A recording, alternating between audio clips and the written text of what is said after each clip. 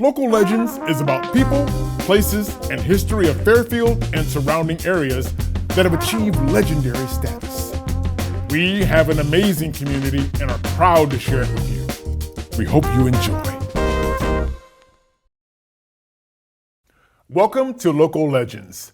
Now, our guest today has never won an actual pageant, but he is in fact Mr. Fairfield. It is longtime Fairfield Mayor Gary Falati. Gary, so grateful for you to come today. Welcome. Thank you so much, Tony, for having me. It's a pleasure. And now you are been in Fairfield for a long time, but you're not a lifetime Fairfielder. Is that correct? No, you're right. I was born in Vallejo General Hospital, Tennessee Street, in 1940, and my dear friend Tom Hannigan came 3 months before me in May of 1940, and before him, Mayor Terry Cotola of Vallejo came in September 1939. In 1942, my family relocated to Fairfield, California. 1947, Tom Hannigan's family relocated to Fairfield, California, and Tommy and I have been together for a number of years, and Terry decided to stay his family in Vallejo, and he became the mayor of Vallejo, and we both served the city of Fairfield as our mayor. And now your family, you mentioned your family. Now you guys used to live, your house was where CVS is at now? Yes, that's correct. That was my uncle Charlie and Lawrence Lambrick's home, and that's where I lived the first 2 years from 1842 to 1944. And their last name was Lambrick, and that was their home ranch. There was 77 acres there, and it was a 2-lane dirt road. And then my family moved into town, which was 447 Union Avenue, and that was in 1944. So we've been here since 1942, I guess we can say. And that's funny you mentioned about town. You told me the story about Lee Bell. Yeah. Tell me about the story about Lee Bell Park. Lee Bell was who? Your uncle? There was 13 in my mother's family, 13 siblings, and one was Aunt Doris. She married Uncle Bell, and they lived at 343 Travis Boulevard, which is today Lamb's Acupuncture. And in 1851, Uncle Bell, who donated then 10 acres, Lee Bell Park, to the city of Fairfield, and it was accepted, ironically, on a split vote 3-2, because 2 of the council members said that park was too far in the country and nobody would ever utilize that park. I remember at the dais, standing at the dais with Uncle Bill at a city council meeting, and it was a split vote taken. Following week, it was later known as Kennedy Court Apartments. Uncle Charlie and Uncle Lawrence donated 5 acres to the city of Fairfield across the street for a swimming pool facility, and the city council turned it down to a 3-2 vote. Is that right? Interesting. And then you went to Fairfield Elementary, which became the annex later, and I think it's San Diego. Right. Well, I started out at Mark Wood School there at the corner of Delaware and Broadway Street. And it was a 3-story building, wood frame building, and that was Mark Wood's. And then that was started kindergarten there, and then went to, started kindergarten at Waterman Park School, and then moved into town, then I went to Mark Wood School. Oh, you went to Fairfield Grammar School. Fairfield Grammar School. Not Fairfield Elementary. That's two different things. It was Waterman. Right where the bridge is. That's where Waterman Boulevard. Right. Well, Waterman Boulevard. Right. That was the right-hand side was the police department and the kindergarten. Right. Across the street was the city hall complex. Right. And now, so you went to Armio. Yes. And at Armio, you were the president there. You played all these sports: football, basketball, track, baseball, football, all that. Yes. And now, so. Tell me about your experience at Armio, and this is when it was on Union Avenue, right? Yes, it was. That was at Union Avenue, and I was an ag major, ag business major. It's an agrarian society. You have to remember in the 50s, and so Oscar Sumner was our teacher. Was a wonderful, wonderful teacher. Put in hours beyond what his normal responsibilities were. And it being the president of Future Farmers of America, Bank of America, statewide honoree, and then junior class president, and then student body president at Armio High School. And it was always a joke then that someday you'll be the mayor of Fairfield. And he used to tease me a lot about that. And now tell me about these sheep. You had these sheep that somehow helped you get through college, right? And through my ag department, ag business program, I had 100 head of registered Suffolk ewes that are black-faced ewes, and you crossbred them with white-faced ewes, crossbred them with a Suffolk ram, and then I show them at the Dixon Livestock Auction, Vallejo Fair, Antioch Fair and the State Fair. And that's how I basically paid through most of my college was selling, they call them fat lambs, at the different auctions at the fairs. So agriculture was a major part of my childhood, and you really develop a work ethic through working with the soil and working with animals. And you mentioned working, so you worked out cutting fruit in the valley, Oh, and yeah, also with cutting fruit, and then also at Alan Witt's barbershop, right? Yeah, 6th, 7th, 8th grade, because that was year round. I had a shoe shine stand. God, you got a great memory. Witt's Barbershop. I have notes, actually. And Witt's Barbershop was my job on Saturdays, and that was actually during the Korean War, so it was a pretty busy, downtown was very busy because of Travis Air Force Base. So I did about a Saturday shining shoes making $10, which was a lot of money then. And my rent for the shoe shine stand was I had to sweep the barbershop every night. That I had the shoe shine stand out on the sidewalk, so that was my rent. And Alan Witt was quite a colorful individual in the community. He was also serving the council at that time, I believe. He was past mayor. But yeah, they did that too. And then anybody that grew up here in Fairfield, yeah, obviously, there were no fast food restaurants then. So the valley was your job opportunity, and worked on numerous dry yards. It started out Sheldon Dry Yard there where it's Ford dealership right now. And the Sheldon family, Sheldon Oil Company had a dry yard there. And so anybody that grew up in Fairfield would end up in the valley cutting fruit, and a lot of trays away. He yells out. Trays away. Trays away. And now you were a lifeguard at the Fairfield Plunge. Tell me about that. Yeah, did that too. I had numerous jobs, and never be afraid of change. I think that was always my motto. Never be afraid of change, embrace it. So ended up being a lifeguard at the Army Oil Plunge, Allen Witt Swim Center, and did that for a number of years, and then worked at Darlington Shoes, 730 Texas Street, selling shoes, going through Chico State. And if you can smell feet, you can do anything. That was my other motto. One day I had 29 boxes of shoes out for a mother and her daughter, and I said, "Ma'am, the only box I have back in the storeroom is my lunch box." And I brought it out, and she ended up buying 5 pairs of shoes, she and her daughter. So another life experience. Right. I didn't know of the Darlington Shoes thing. I didn't know about that one. Yeah, I did that one. We talked before, right? Darlington, I did that too. So how did you ever get involved in politics? How did that come about? Excellent question. I was working with Tommy at the time, selling. I left the city.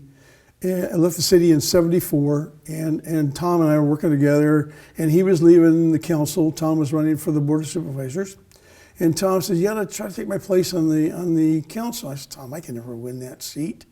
And at that time, I was still with the city, and it ended up my first campaign in '74 knocked on 8,600 doors personally, and the children in this community actually got me elected because I'd go to the front door, and the parents say, "Well, who's at the front door?" And I said, "Oh, it's Gary Falati, the rec guy, the pool guy." And so they said, "Was he okay?" "Oh yeah, he's a good guy." So the children in this community actually got me elected to this Fairfield City Council in '74. Then I had to resign. That's why I went to work with Hannigan with Tom in real estate for 2 years, and that wasn't my trait. And then I joined Army High School as a teacher, and I guess '74, the same year. That's about the same year I joined Army. I worked part-time with Tom, and then went to work, and Gene Dillman was the principal of Army High School, and he cleaned the pools on the weekend. He did the scuba diving, scraping the bottom of the pools. And I remember in the interview with Mr. Szymanski, Mel Szymanski, he would ask me the question, and Gene would answer the question. And Mel says, "Gene, I think Falati's capable of answering his own question."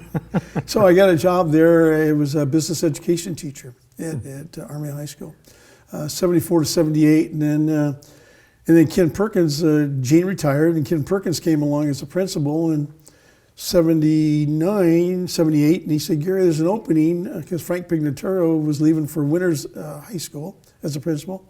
I said, "Gene, Ken, I don't want to be a assistant principal. I love being in the classroom."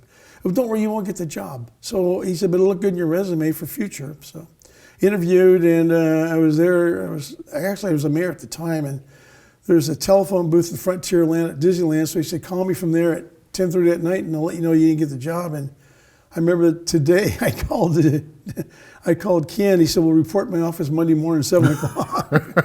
I said, "Ken, I didn't want the job." He said, "Yeah, but I wanted you." So I did that for 4 years, and one day enough was enough. I walked off the campus. I quit. And went to meet with the superintendent. Told me to honor the contract, and did that till June 30th, I guess, of '83. Then started July 1st, 1983 with State Farm as an agent with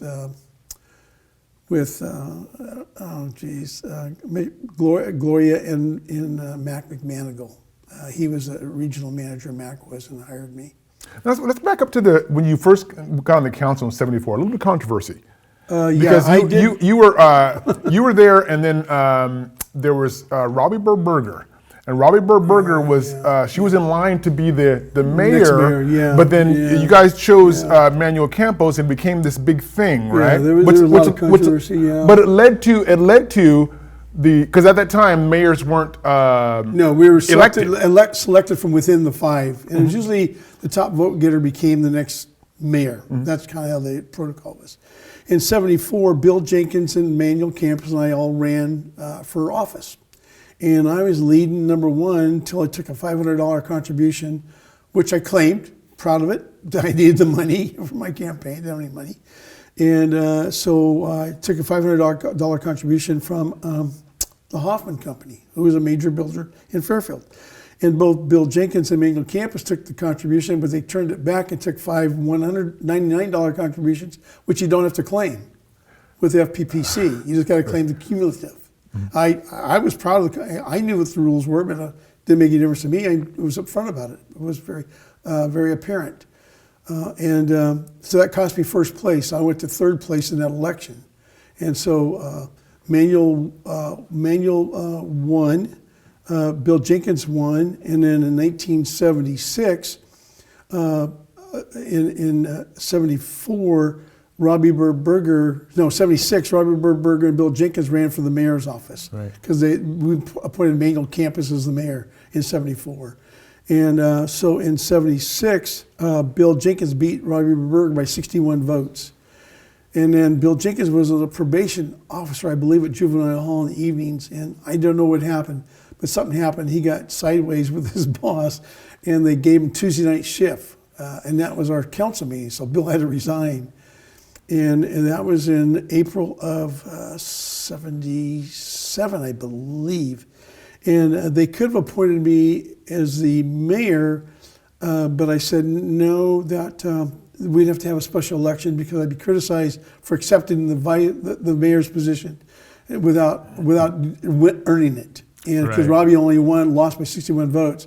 So she and I ran against each other in that year, and we won, I think, 824 votes. You kind of remember the votes, okay? And she ended up doing my wedding. I was playing harp at my wedding. We became really dear friends. Wonderful person, a wonderful person. Her whole platform for that election was to fire Gail Wilson. That was her single issue, and that wasn't my issue, you know.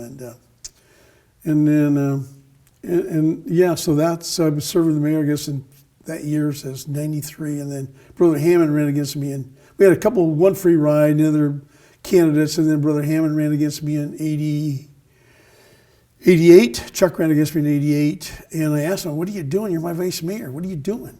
He said, "I need to be tested." I said, "Tested? What are you talking about?" He said, "Well, I think you're one of the best around, so you know." So we beat Chuck by 1,324 votes. We took it very serious. So that was like almost 17 years in the mayor's office straight through. And it's time to move on. All right, so we're going to talk more about your accomplishments in office. But right now, we're going to take a break. Be right back with more local legends.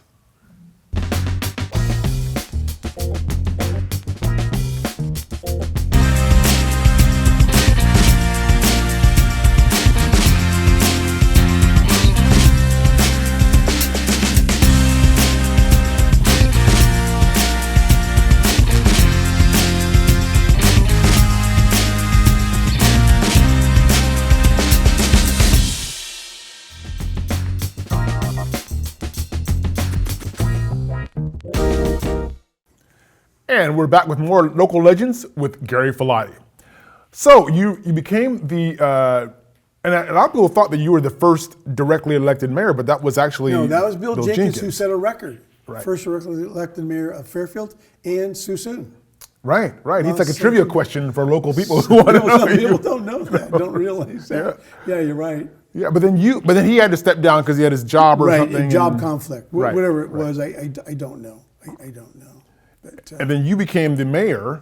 Yes, second directly elected mayor of the city of Fairfield. Now, how'd that feel? Because you said earlier you were, people had joked about that while you were in high school back in the 50s. Yeah, it was a joke, and I learned a valuable lesson from a councilman and mayor at the time, Campus. When I was at Army Hill High School, I was also the football coach, so I'd leave right from the football field to the council meeting, and I wore shorts one night, and that was a mistake. And I never did that again. There are certain. Oh, he told you? Oh, no, he called me out publicly. Oh. Proper dress protocols for council chambers and being on the city council. And I wore shorts the rest of my life. Just to get back at Manuel. But I never did that again. But it was a privilege then to serve with. You had Manuel Campus, you had Arnie Diggerud, you had Loyal Hansen, you had Gary Chikawa, you had Ben Huber. I mean, nobody makes anything happen alone, Tony. You got to develop a team. And when you're leading every now and then, and I shared this with the present mayor, you got to turn around and make sure somebody's following you when you're leading. And I had a very candid conversation with Mayor Moy about that issue. I said, it's easy to be the mayor when you're leading a team that's following you. But when they're not following you, you better turn around and make sure and get a read. Right, right. Anyway, nobody makes anything happen alone. It takes a team effort. And once you count to three, you quit counting.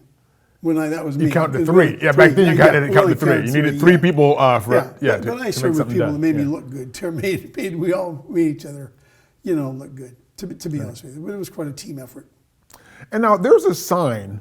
And I found this in microfilm. There's a sign that said Solano Mall is coming to, and it was this is on Pennsylvania Avenue. It was a big sign. Huge sign. It was there in 1966. Yeah, it was there a long time. So it took 15 years before the mall actually came. So what finally was the thing that got it made and opened? That's an excellent question, and you're right. That sign, I believe, I worked on that project 14 years when I got to the council. And before it actually broke ground in 91, I believe it was. 81. 81. Yeah, so I was from day one of the council, the signs there. And we finally had to develop a strategy, the city did, is the mall really coming or not? And there was a number of developers. One was actually Jerry Lane.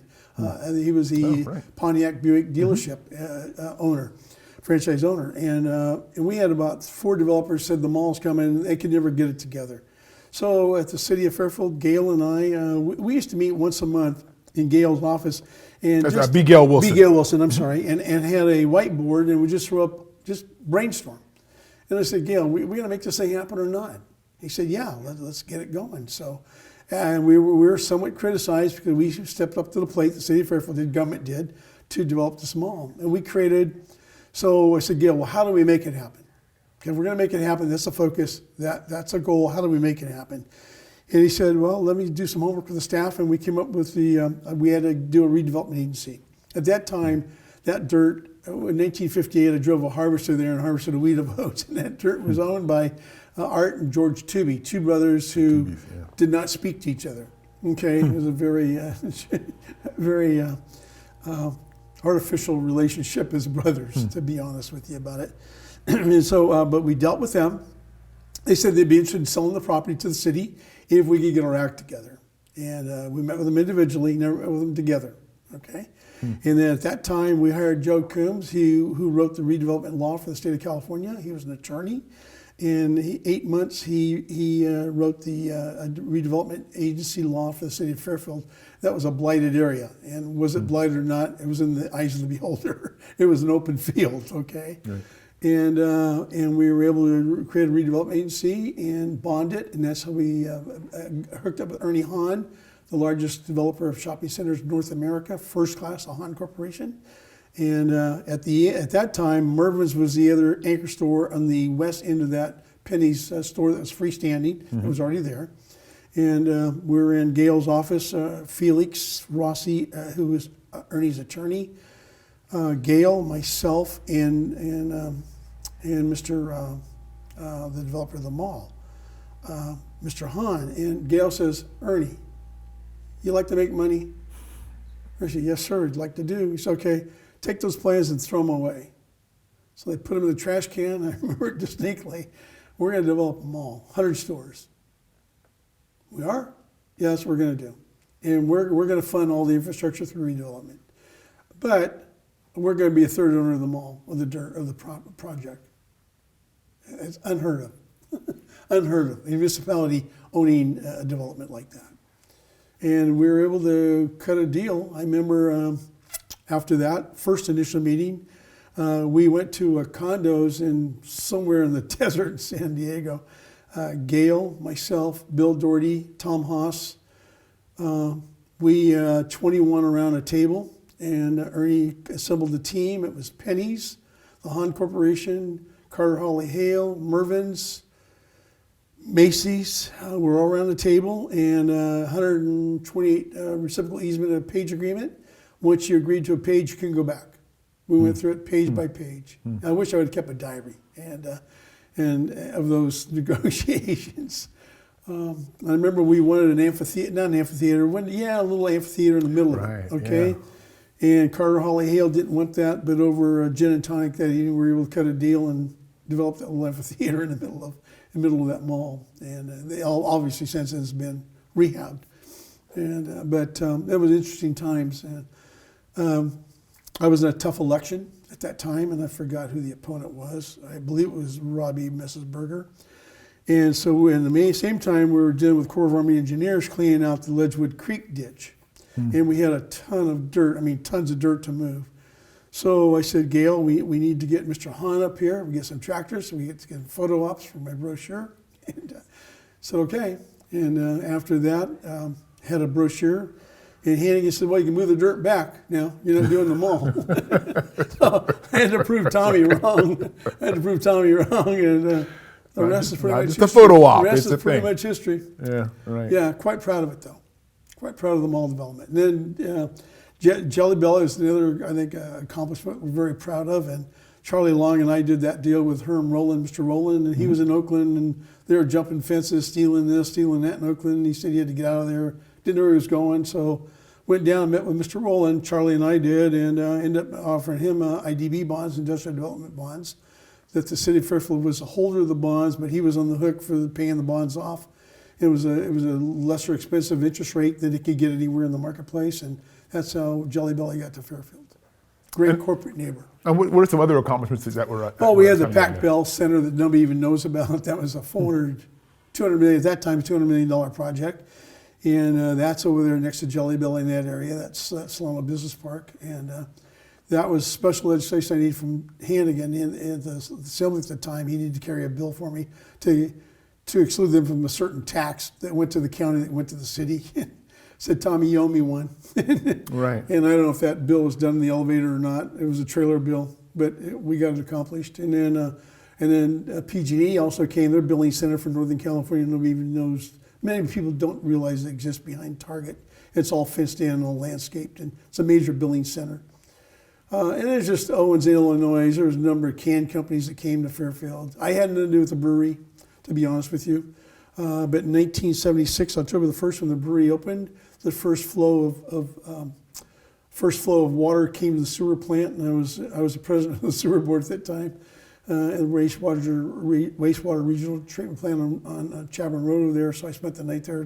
We didn't know what kind of effluent we were getting from the mall because of the sensitivity of the marsh. And that was quite another life experience. You had Solano Mall and Jelly Belly. Those are the big sexy ones that people know about. But there's other things that are still contributing to the bottom line of Fairfield that they don't know about. Small business is still the backbone of Fairfield. I don't care if anybody tells me. The brewery, the mall is comprised, the majority of the mall is small business people. Right. The gentleman just ran for mayor, Chauncey Banks. Mrs. Bates' service, and Mayor Price's service. I've been to so many services lately. And Chauncey comes up to me, and I knew I recognized him. And I guess I had him at Army. I was a freshman. I didn't remember. And he said I gave him a second chance. And he took advantage of that second chance. And I didn't even recognize him. He has a small business at the mall. He said, one for you, I don't know where I would have been. My mother wanted me to wanted me to kick him out of school. I said, no, Mrs. Baker, you have a second chance. He said, I took advantage of that second chance. I thought, God, that was 40 years ago. How humbling. Yeah. How humbling is that to have someone come up to you 40 years later and say you made a difference in her life? Humbling experience. And now you've been honored, and I know you were inducted. Actually, I was inducted into the Army High School Hall of Fame in 2015. What was that like for you? Well, it was quite an honor, obviously. But, it goes back to who got you there. You never want to forget where you come from, Tony. I just went to Mrs. Cruz's service last week, Dina Cruz, then your Tydinko family. Those families that supported you while you were there after Army High School, but all the Army High School friends. George Portigo, George Stillball, Rick, and then the teachers, the educators that we had. I mean, Oscar Sumner. Those are professional educators. That was their life. It wasn't a union involved. When we had the strike, Oscar, we were such dear friends. He had a son, Gary, who was a teacher, had Gary and me at his home in a private meeting. Why can't we get this thing together? And Oscar says to his son, Gary, union, what is this? You're an educator. It wasn't his educational, historical background being a union rep. You were there because of a passion for education, for teaching. And Oscar says, Gary, we just can't get this together. So Oscar, it'll resolve itself, 9-day or 10-day strike, and they end up, coming back to the classroom. Sad. It was pretty sad because when Mayor Price said, we're going to name a park after you, Gary. I said, Harry, if you don't have the votes lined up, don't do it. Because we're going to have 45 family members in the audience that evening. Because of Lee Bell Park, Uncle Bell, Irving Sports Lambert, second cousin in Suisun, be the third park named after one of our family members. So I said, Harry, don't do it if you don't have the votes lined up. It would, he could read the tea leaves. Okay? Right. And then Monica Brown, Supervisor Brown, now said, why are you naming a park after a bully in the classroom to the council? And I got my daughter, 5-year-old Taylor, by her side, kind of pretty emotional. Yeah. Dad, why would she say that? Well, and at some point in time, you got to forgive those that, say those things about you. And but the votes were there, so but it's humbling. But that park's not named after me; it's named after everybody that got me where I'm at. You know what I mean? Right. Never want to forget where you come from. Absolutely. Gary, thanks so much. Really appreciate you coming today. Thank you so much, Tony. It's really been my honor. Thank you for watching Local Legends, and we'll see you next time.